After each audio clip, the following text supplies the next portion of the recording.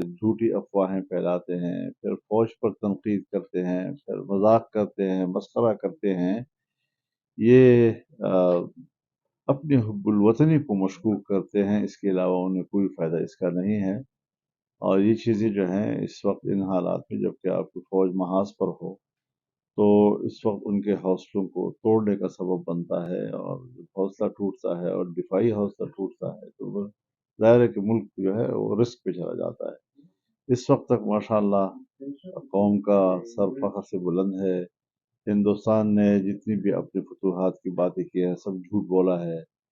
کراچی بندرگاہ پہ قبضہ ہو گیا تو مختلف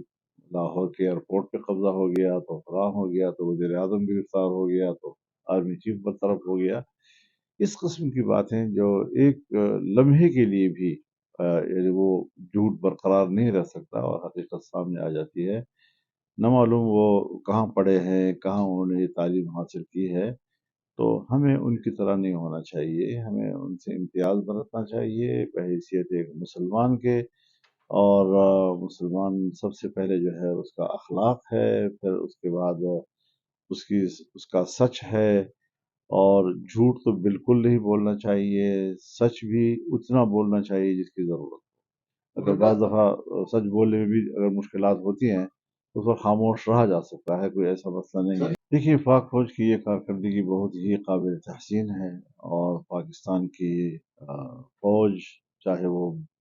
بری ہو، چاہے فضائی ہو، چاہے بحری ہو، سب اپنے ملک کے ساتھ بڑے کمیٹڈ نظر آئے ہیں، اور انہوں نے اپنی سرزمین کے دفاع کا حق ادا کیا ہے۔ اور ہندوستان جھوٹ بول کر جو ہے تو وہ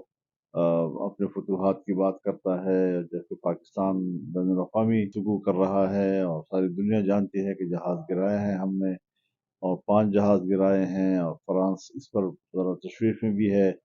کہ ہماری بدنامی ہو گئی کہ ہمارے جہاز جو ہے وہ اپنا دفاع نہیں کر پا سکے اور ان کو گرا دیا گیا۔ تو یہ ساری چیزیں وہ ہیں کہ اس وقت ان حالات میں پوری قوم کو حوصلہ مل رہا ہے، تو فوج کی بہادری سے قوم کو حوصلہ ملتا ہے، اور جب قوم فوج کے پشت پہ ہوتی ہے تو پھر فوج طاقتور ہو جاتی ہے، اس کا حوصلہ اور بڑھ جاتا ہے۔ تو ظاہر ہے حوصلے لڑتے ہیں، اگر میدان جنگ میں آدمی پر خوف طاری ہو جائے اور اس کے وار خطا ہو جائے تو وہ کتنا ہی اس کے پاس اسلحہ کیوں نہ ہو سب کچھ چھوڑ چھاڑ۔ ہاں ہاں جی، جہاں تک اسرائیل کا تعلق ہے، حضرت اسرائیل نے جب غزہ پر بمباریاں شروع کی تو ان حالات میں عام شہریوں پر بمباریوں کے دوران سب سے پہلے مودی نے اس کی حمایت کی، اور اس وقت اسرائیل اور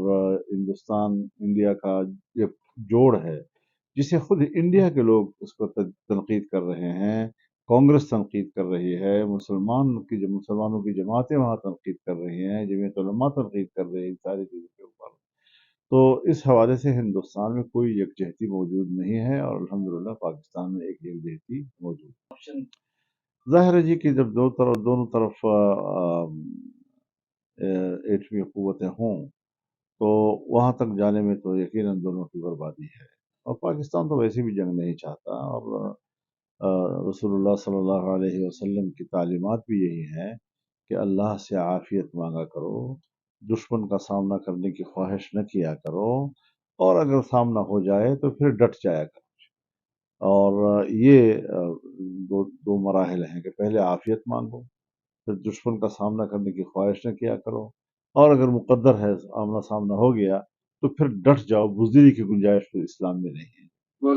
تو اسی روش کو سامنے رکھتے ہوئے میں کہتا ہوں کہ پاکستان جنگ نہیں چاہتا،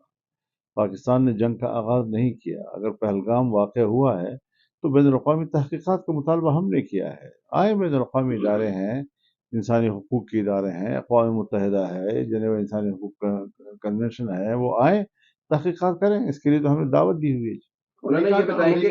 مجھے کب کوئی رول ملتا ہے ایسا رول کہ میں پولیٹیکلی اور سفارتی طور پر بھی اس خطے میں ذرا اپنی جگہ بنا لوں گی، تو چونکہ وہ انڈیا کے ساتھ بھی تعلق رکھتا ہے، بلکہ وہ تو اپنے آپ کو انڈیا کا اسٹریٹجک پارٹنر تک کہہ چکا ہے اس سے پہلے، اور پاکستان بھی بہرحال بین الاقوامی گروپ میں تو اسی میں ہے جہاں پر امریکہ اور یورپ ہے۔ تو اس حوالے سے ابھی جو امریکہ کی پوزیشن ہے وہ اپنی پوزیشن کو واضح نہیں کر رہا ہے، اور بڑی طاقتوں کا اپنی پوزیشن واضح نہ کرنا،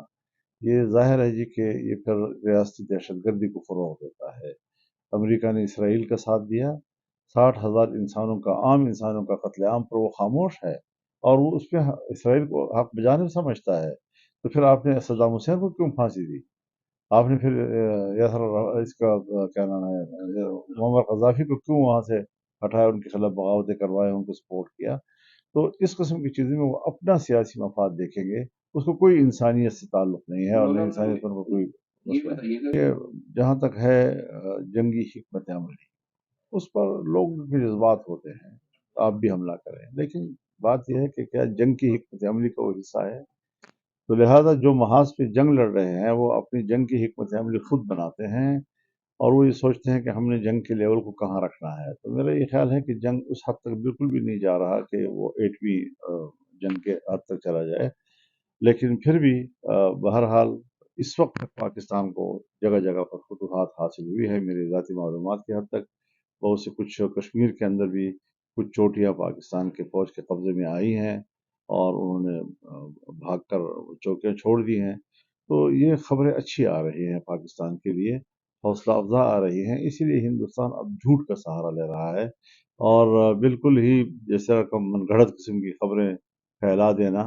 تو یہ چیزیں جو ہیں وہ انڈیا کو کوئی فائدہ نہیں پہنچا رہے۔